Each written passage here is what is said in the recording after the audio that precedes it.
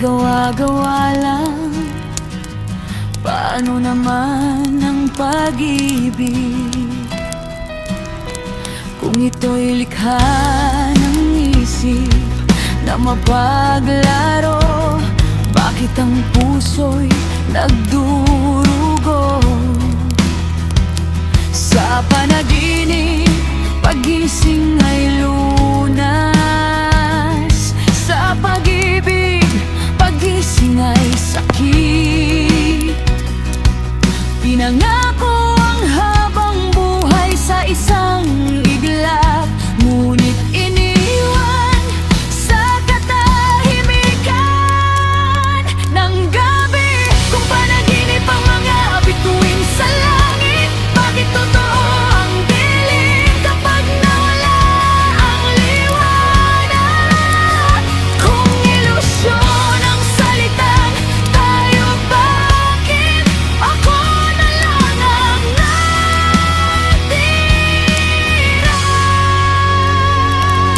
Marahil ang panaginip ay gawa-gawa lang, ngunit ang pag-ibig, ito'y kasinungalingang piniling paniwalaan. Dahil kahit masakit, yaring mas masakit ang mabuhay nang hindi man lang umibig.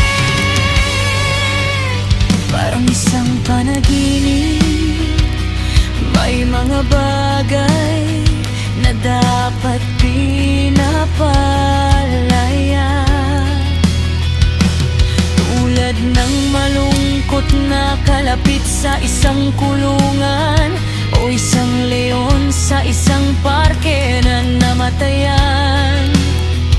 Ng kasintahan dapat silang palayain, sa hawlang kinukulungan, upang kanilang matuklasan sa sarili nilang paraan ang kapayapaan. Tulad ng puso mo na matagal nang nakakulong sa tanim